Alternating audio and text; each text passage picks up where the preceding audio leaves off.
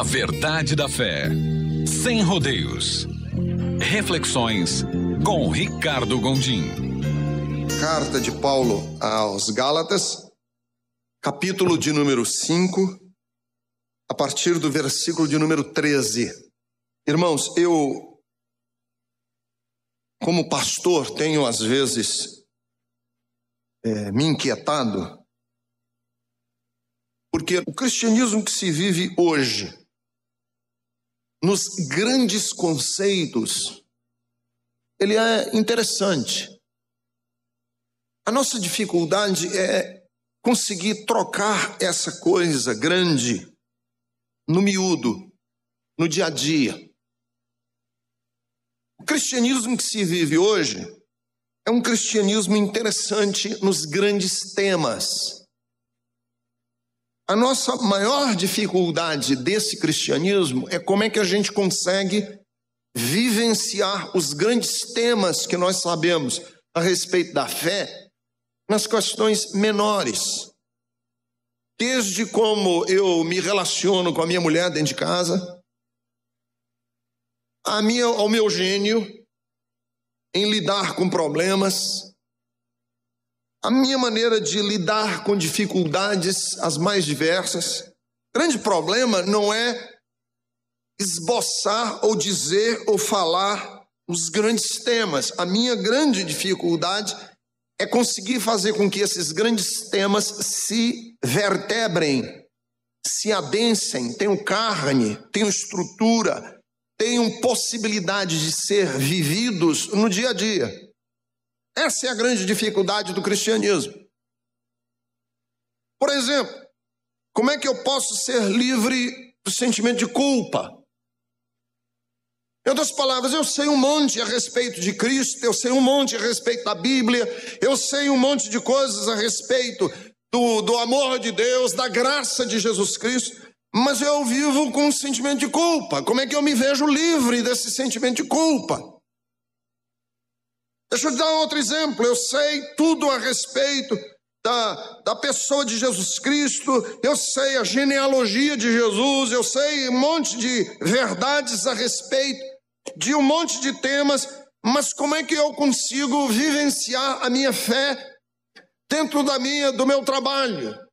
Como é que eu faço para vivenciar a minha fé? Como é que eu sou livre para desejar coisas e não ser destruído por aquilo que desejo?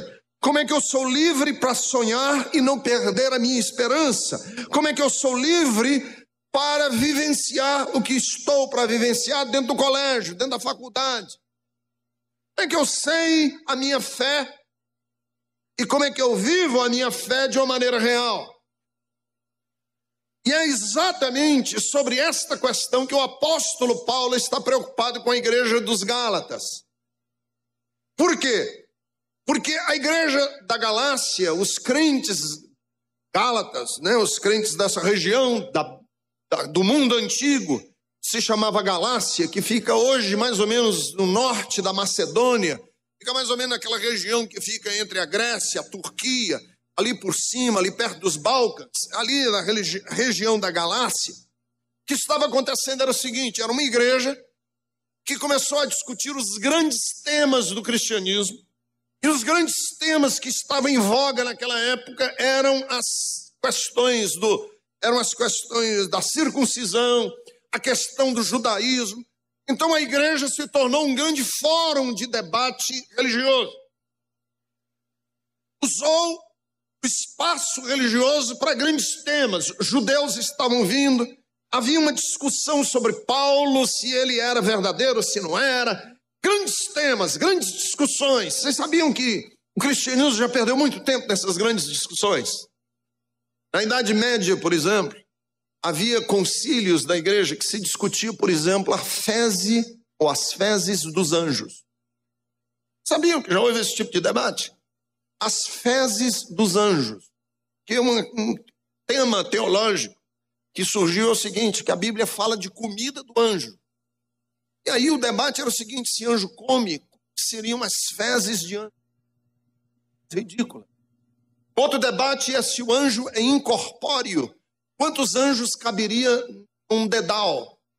na cabeça de um alfinete? Se ele é incorpóreo, quantos anjos cabem na cabeça de um alfinete? Parece ridículo esse tipo de coisa, mas já houve debate sobre isso, sério. Já se discutiu seriamente sobre isso. Vamos nos reunir para discutirmos quantos anjos nós podemos condensar dentro de um dedal. Quantos anjos nós podemos condensar na cabeça de um alfinete? E aí a igreja se embrenhava em discussões intermináveis, que a gente olhando hoje para trás, a gente diz, mas que ridículo, o que é que tem isso a ver com nada? E parece-me que hoje, muitas vezes nós vamos para a igreja e a gente ouve a mensagem do pastor e a gente fica assim, mais ou menos de braço cruzado, perguntando assim, o que é que tem isso a ver com o meu amanhã? O que é que tem isso a ver com o meu dia a dia? O que é que tem isso a ver com o meu problema com meu filho ou com minha filha? O que é que tem isso a ver com pensamentos que estão me martelando a cabeça? Às vezes pensamentos de autodestruição, às vezes pensamentos de pecado. O que é que tem isso a ver com a vida, com os meus dilemas? Eu que estou de luto porque acabei de enterrar o meu marido, ou porque acabei de enterrar a minha mulher, ou porque acabei de enterrar o meu pai, ou porque acabei de enterrar a minha filha. O que fazer? Como eu posso vivenciar a fé de uma maneira concreta e real? O apóstolo Paulo aborda essa questão trabalhando especificamente a palavra liberdade. E ele repete num só capítulo 2 vezes esse tema. No versículo de número 1, ele começa dizendo o seguinte: a fé cristã é essencialmente uma fé que nos liberta. Versículo de número 1 do capítulo 5, não sei se você está com a sua Bíblia aberta, Gálatas 5:1. Para a liberdade foi que Cristo nos libertou. Liberdade, primeiramente, uma liberdade ética. A liberdade de escolher, a liberdade de dizer sim, a liberdade de dizer eu quero. A liberdade moral é essa, primordialmente, a liberdade que o cristianismo nos dá. Segundo, a liberdade espiritual. Fomos livres para sermos espiritualmente livres. E aí no versículo de número 13, ele bate na questão do cristianismo e da liberdade. Em outras palavras, não adianta a gente estar discutindo o sexo dos anjos, não adianta a gente estar discutindo quantos anjos cabem em cima de um alfinete, se nós não somos livres.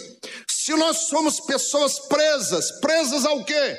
Nós somos presas à culpa, nós somos presos ao ódio, nós somos presos a ressentimento, qualquer coisa que me escravize, que me roube a possibilidade de dizer não, em que uma compulsão me leva a fazer aquela coisa, em que uma compulsão me escraviza e eu não posso dizer não àquela coisa. Isso é contrário ao espírito do cristianismo, porque Cristo nos libertou e nós somos livres, moralmente livres, para dizer não quero. Um dia uma pessoa perguntou e disse assim: é verdade que na sua igreja não pode fazer isso, não pode fazer aquilo? Não, na nossa igreja pode tudo, eu é que não quero. Essa capacidade de dizer eu não quero é a liberdade moral que Cristo está nos falando. E que Paulo aborda aqui no versículo de número 13, quando ele diz assim: porque vós, irmãos, fostes chamados à liberdade. À liberdade.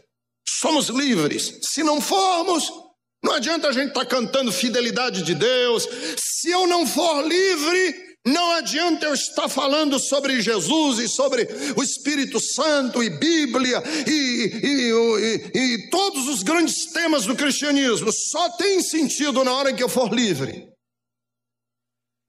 Agora, como é que a gente sabe se nós somos verdadeiramente livres ou não? Ele vai responder. Primeiro, só somos verdadeiramente livres quando usamos a liberdade com intenções legítimas. Versículo de número 13. Como é que eu sei que uma pessoa é verdadeiramente, cristãmente livre? Quando ele não usa a liberdade com intenções obscuras, quando ele não usa a liberdade com intenções dúbias, com intenções ilegítimas. Porque vejam bem, a liberdade que ele fala aqui, veja no versículo de número 13. Porque vós, irmãos, fostes chamados à liberdade. Mas não useis a liberdade para dar ocasião à carne. E essa carne que ele aqui fala, não é essa carne que recobre os meus ossos, não. Essa matéria que cobre os meus ossos. Essa carne que Paulo fala aqui são os meus apetites. Essa minha natureza de desejos, que muitas vezes esses desejos são mais fortes do que o meu querer. Eu tenho desejos que muitas vezes são mais fortes do que a minha capacidade de dizer não. E aí Paulo diz assim: você só será livre quando você não usar a sua liberdade para cumprir os desejos dos seus apetites. E quando a gente vai cumprir os desejos do nosso apetite, nós precisamos sempre de maquiar o que a gente está fazendo. A gente, por exemplo, a pessoa quando faz o que é ruim, ele nunca diz assim, eu vou fazer o que é ruim porque é ruim. A gente só faz o que é ruim usando uma desculpa legítima para fazer o que não presta. Por exemplo, a pessoa fala da vida do outro. Vamos usar uma coisa bem simples aqui. Você, quando fala da vida do outro, você nunca fala dizendo assim, eu vou prejudicar ele. Não é com essa intenção. A intenção sempre, às vezes, vem assim, eu vou falar, mas é para ajudar. Porque eu quero ver o bem dessa pessoa. Só que nesse querer fazer o bem, você destrói com ele. Então você usa uma coisa legítima para fazer o ilegítimo. A pessoa rouba. Quando rouba, a pessoa diz assim, não, eu vou fazer isso aqui, mas porque, puxa vida, afinal de contas, estou trabalhando há 25 anos nessa empresa. Não é possível que eu não tenha direito. Só ele é que fica rico, eu nunca fico rico, então deixa eu pegar aqui um pouco. Aí pega. Quer dizer, ele está roubando não pensando eu vou ser ladrão. Ele está roubando dizendo o seguinte, eu vou compensar a injustiça. Aí rouba. O adúltero não adultera pensando assim, eu vou adulterar. Ele pensa assim, puxa vida, eu preciso ser feliz. Então eu vou satisfazer o desejo da minha carne. Pecado não é apenas o uso do que é corrupto. Pecado, muitas vezes, é o mau uso do que é puro e bom. Vou repetir. Pecado não é apenas o uso do que é corrupto. Pecado, muitas vezes, é o mau uso daquilo que é puro e do que é bom. Então, a busca da justiça é boa. Mas como que eu vou buscar essa justiça que é ruim? E aí Paulo diz assim, irmãos, vocês são livres. E quem é livre é na liberdade que ele encontra mais facilidade para fazer esse joguinho de cabeça, para fazer esse tipo de argumentação mental, porque é livre, porque não tem lei, porque não tem ninguém ditando ordens. Então ele diz o seguinte, você só será verdadeiramente livre quando você tiver tudo à sua disposição e você não pegar. Aí a liberdade de dizer não quero é que determina a minha liberdade. Está ao meu dispor, mas eu não vou fazer. Isso é um homem verdadeiramente livre. Eu posso, mas eu não quero. Isso é ser livre. Ser livre é dizer assim, eu posso fazer o que eu quiser agora, mas eu não vou querer. E essa capacidade de arbitrar essa capacidade de escolher, essa capacidade de dizer eu não vou nesse caminho, é que a Bíblia Sagrada chama de liberdade. E só seremos verdadeiramente cristãos no dia que tivermos isso. Enquanto você não tiver essa capacidade de dizer não quero, você não será verdadeiramente livre. Então há muita gente fazendo coisas que aparentemente são corretas, mas na verdade o que ele está fazendo, na cabeça dele é correto, mas por detrás do que ele está fazendo não é verdadeiro, não é correto. Ele está na verdade querendo cumprir desejos do coração. Por isso é que Peter Marshall, que era um pastor escocês, ele gostava, uma vez ele fez uma oração e ele disse, na oração dele eu achei muito linda, ele escreveu essa oração, ele dizia o seguinte: Senhor, faze-nos compreender que nossa liberdade não consiste no direito de fazermos o que nos agrada. Liberdade está em usufruirmos a oportunidade de fazermos o que é direito. Qual liberdade você tem? O esquema divino de vida, ele pode ser elástico e rígido ao mesmo tempo. O esquema de Deus é elástico e é rígido ao mesmo tempo. É elástico por quê? Porque nós temos a liberdade completa de Deus. E ao mesmo tempo ele é rígido, porque ele inclui uma compreensão de que nós somos responsáveis por aquilo que escolhemos. É rígido. Porque quando nós decidimos, a responsabilidade das nossas decisões é nossa. Por isso Paulo diz assim: irmãos, não useis da liberdade para dar ocasião à carne. Você é livre. Aliás, todo casamento deveria ser livre. Todo casamento deveria ser livre. Deixa eu ouvir uma expressão dessas aí. Não, eles têm um casamento aberto. O que é um casamento aberto? Na linguagem pós-moderna. Casamento aberto na linguagem pós-moderna é que o outro cônjuge tem a liberdade de escolher um outro parceiro, se assim interessar.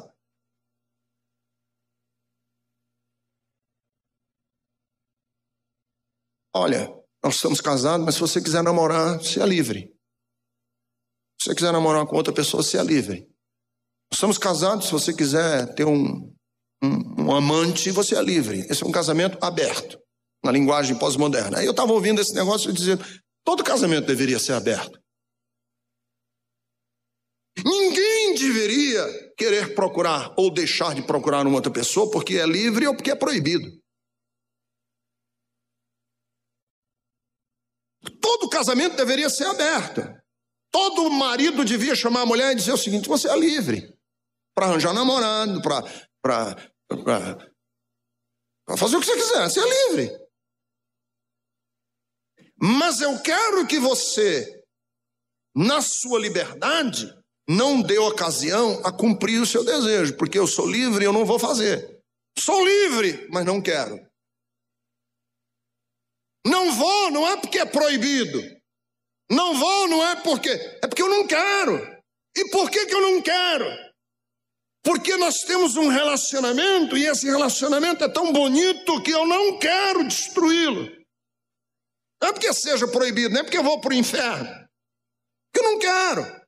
E Deus chama os seus filhos e diz o seguinte: olha, eu quero vocês para perto de mim. Mas você é livre. Você é livre para fazer o que você quiser. Agora, eu quero que você não faça, e você, quando não fizer, você não faça porque você tem princípios, valores. Você tem algo dentro de você que é tão bonito que você não quer negociar isso por nada. Eu não quero. Você só é verdadeiramente livre quando a sua liberdade você não usa para escamotear coisas erradas. Você usa para preservar o que é bonito. Segunda coisa interessante que o apóstolo Paulo fala aqui sobre essa liberdade cristã é que nós só somos verdadeiramente livres quando nós aprendemos a amar. Ele diz assim, porque toda a lei, o versículo 13, quando ele diz assim, antes, no versículo 13, finzinho do versículo 13, ele diz, sede antes servos uns dos outros. Você é livre. Aí ele, no mesmo texto, na mesma sentença, ele inclui uma frase. E a frase que ele inclui na sentença é, sede servos. E a palavra servo aqui, é porque na nossa linguagem bíblica aqui, ela é uma palavra mais bonitinha, mais burilada, mas no grego a palavra servo aqui é a palavra douliete, que veio a palavra doulos, que é a palavra escravo. Sede antes escravos uns dos outros. Peraí, que contradição é essa? Porque vós, irmãos, fostes chamados à liberdade, vírgula, sede escravos uns dos outros. Que contradição é essa? Se eu sou livre, eu não posso ser escravo. Se eu sou escravo, eu não posso ser livre. Como é que numa mesma sentença há duas frases tão paradoxais entre si, tão conflitantes entre si? Como é que nós podemos ser, ao mesmo tempo, livres e na mesma frase nós somos escravos? Porque nós só somos verdadeiramente livres quando nós amamos. E o amor escraviza. O amor escraviza.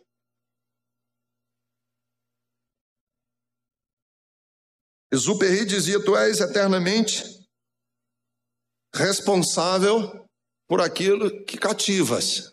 Você cativa, você se escraviza. Pai, você é escravo dos seus filhos. Você é escravo dos seus filhos.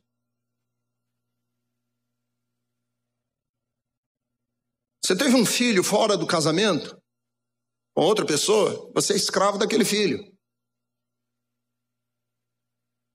Você tem um amigo, você é escravo desse amigo. Você é escravo dos seus pais. Você é escravo da sua mãe. Eu sou escravo de vocês. Às vezes eu quero fazer certas e determinadas coisas. Aí eu digo, eu tenho a igreja, tem aquele adolescente que me vê como um modelo. Se eu fizer essa besteira, o que vai ser da vida daquele adolescente? Eu sou escravo dele.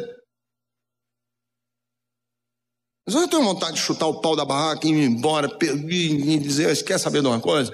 Vão catar macaco, plantar batata no asfalto, eu vou cuidar da minha vida. Tenho vontade de fazer isso às vezes. Aí eu penso, eu não posso. Tem aquela menina que um dia me deu um abraço e disse, pastor, você é tão querido meu. Mocinha de 14 anos aqui na igreja. E diz, eu tenho você como um modelo da minha vida. Aí eu digo, como é que eu vou fazer um negócio desse? E aquela menina, quer dizer, eu sou escravo dela.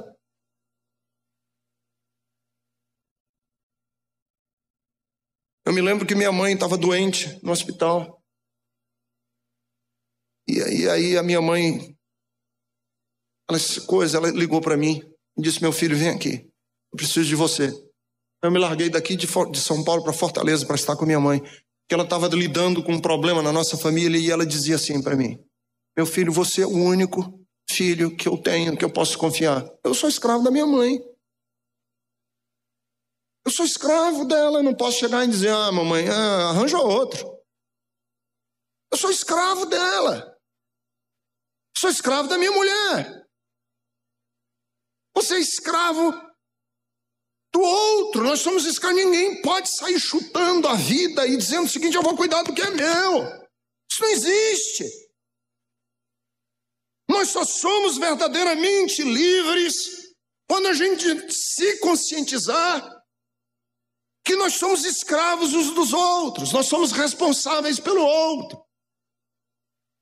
Eu não sou uma ilha, eu não sou um castelo trancado, eu não sou um cofre.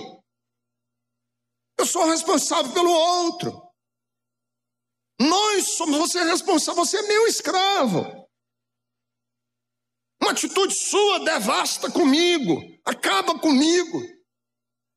Eu conheço tantas pessoas arrasadas na vida, porque o outro destruiu com ele. Isso que eu digo para os adolescentes: tome muito cuidado quando você diz para alguém eu te amo. Porque quando você diz para uma outra pessoa eu te amo, você não sabe o impacto que esta frase vai ter no coração da outra pessoa. Você não imagina o impacto que você causou na vida daquela outra pessoa quando você disse essa frase, eu te amo. Porque adolescente diz esse negócio, eu te amo tanto. Aí depois de 2 semanas a menina tá... Aí a menina chega para ele e diz, não, eu acho que não é da vontade de Deus. E, sabe... mas você falou esse negócio para mim a semana passada. Você gerou em mim uma coisa que você... não estava preparado para assumir a responsabilidade daquilo que você gerou. Ser responsável. Erich Fromm dizia que o amor é um ato de fé. De onde quem for de pouca fé também será de pouco amor. E vice-versa. Quem é de pouco amor é de pouca fé. Lógico. Por isso que um dos exemplos mais bonitos de amor que nós temos nas Escrituras foi de um centurião romano que tinha um empregado e esse empregado estava doente. Agora é preciso a gente entender que o centurião romano era a autoridade máxima do Império Romano dentro de uma cidade. E ali estava um centurião que era o símbolo da autoridade, era o símbolo do poder de César. E ele se aproxima de Jesus e diz, Senhor, o meu servo está doente e eu vim aqui te pedir por ele, eu vim aqui interceder por ele. Jesus disse, vamos até a tua casa. Ele disse, Senhor, eu não sou digno de que entres debaixo do meu telhado, mas manda uma só palavra e o meu servo será curado. Jesus disse, vai, porque eu nunca vi em Israel tamanha fé. Tão enorme fé. Por que este centurião demonstrou uma enorme fé? Porque sendo ele chefe, ele se tornou o empregado do empregado. Ele se tornou o menino de recado do servo. Ele se tornou o servo do servo e foi pedir para Jesus, não por ele, mas pelo servo. Jesus disse, eis uma grande fé. Foi quando o amor se transformou em atos. Deixa eu dizer para você, meu irmão, você só será verdadeiramente livre no dia em que você aprender a amar com responsabilidade. Porque nós somos servos uns dos outros. Terceiro, nós só entenderemos o propósito de Deus se entendermos o seu amor. Versículo de número 14. Toda a lei se resume em um só preceito. Qual? Amarás o teu próximo como a ti mesmo. Tudo o que existe de religiosidade no mundo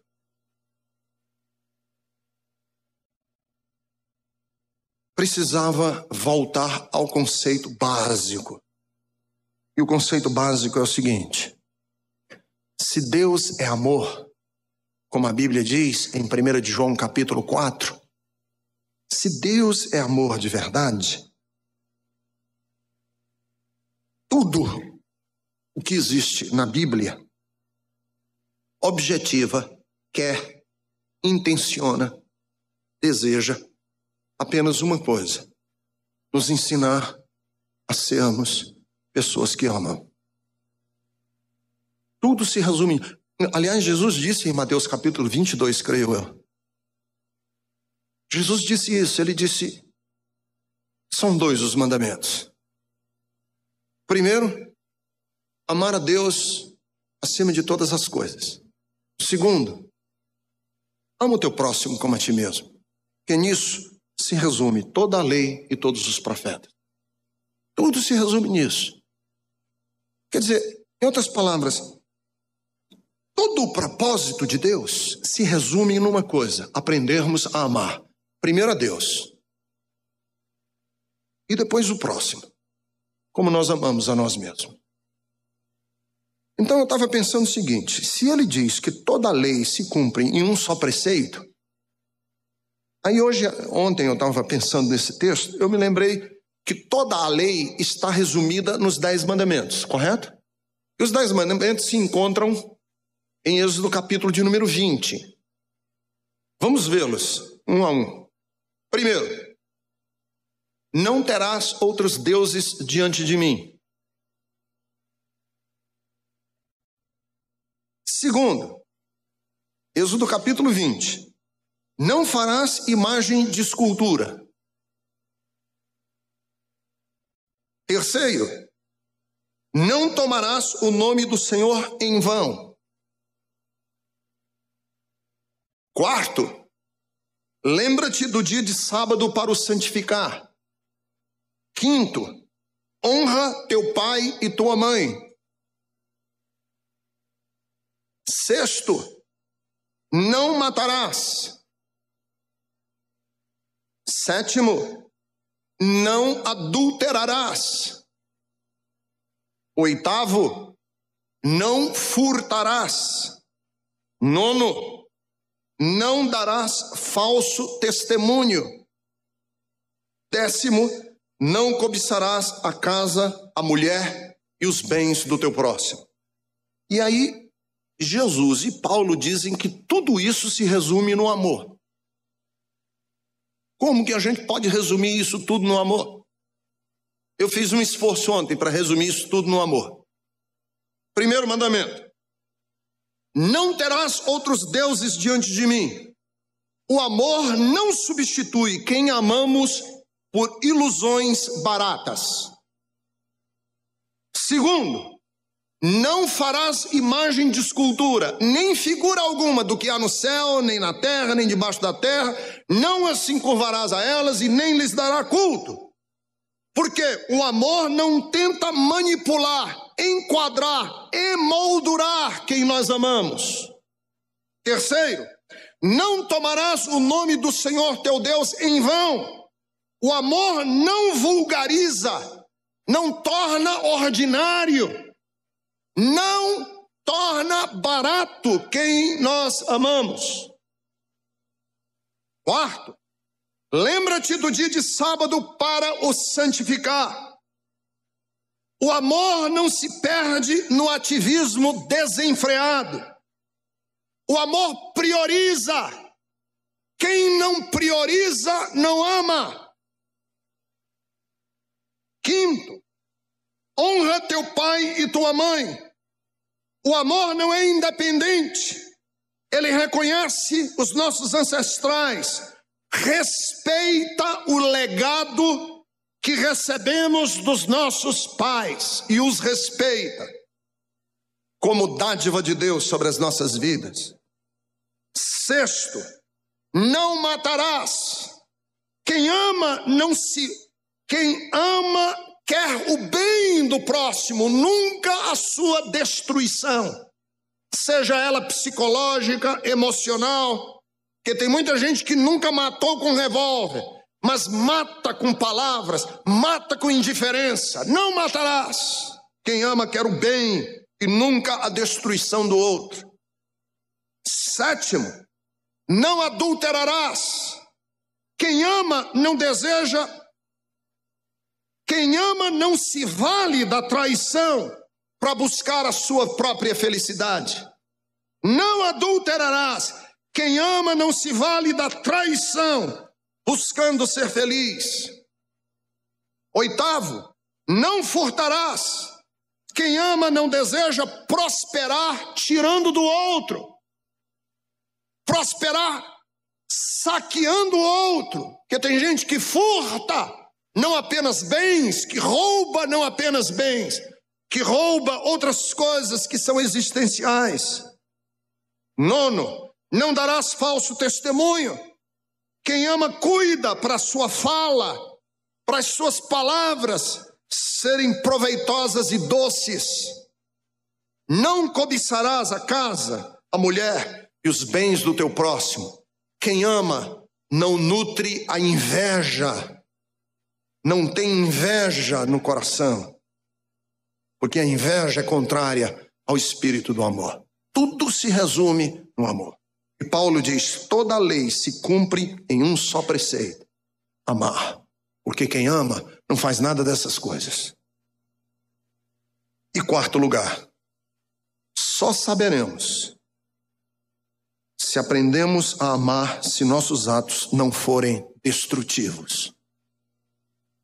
Nós só sabemos que se amamos de verdade se a gente não for destruidor, destrutivo. Versículo de número 15.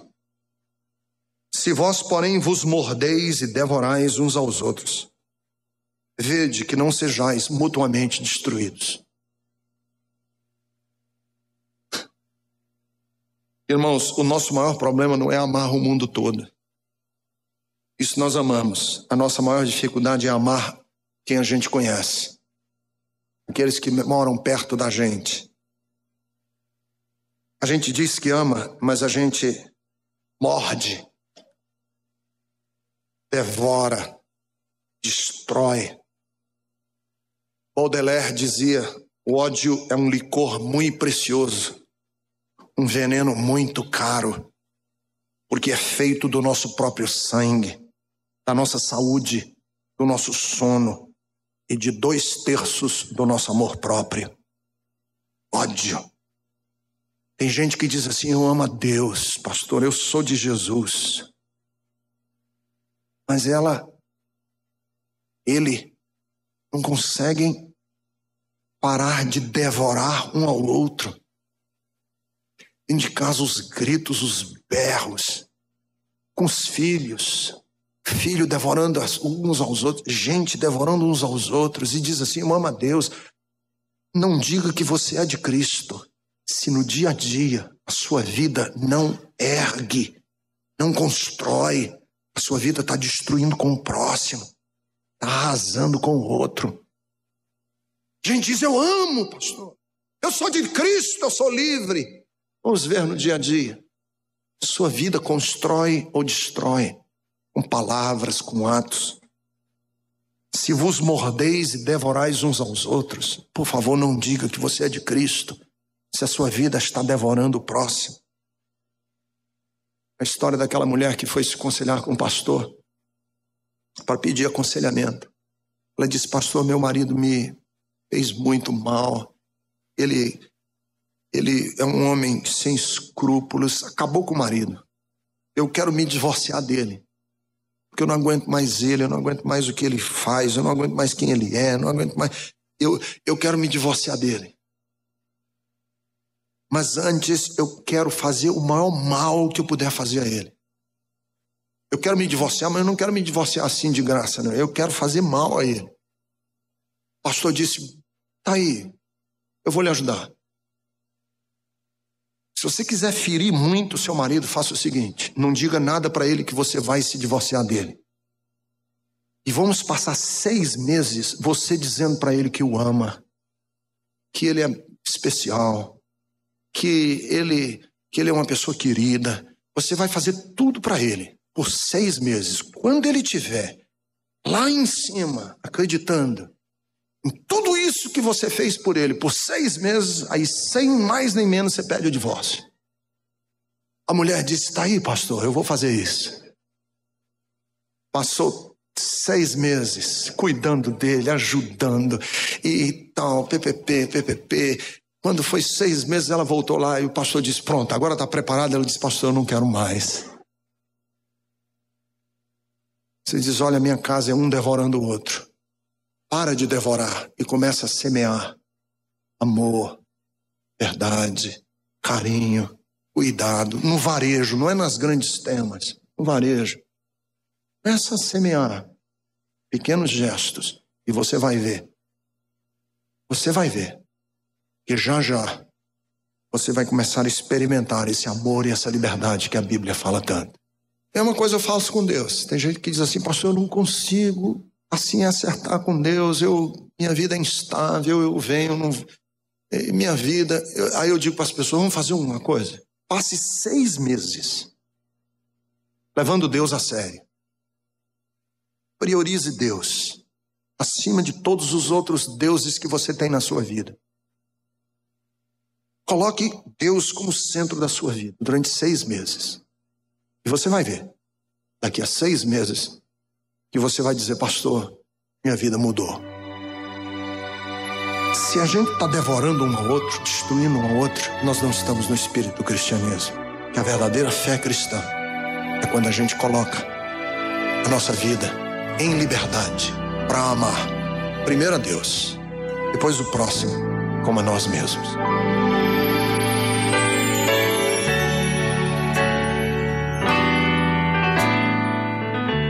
Pai bendito, acabamos de ouvir mais uma reflexão.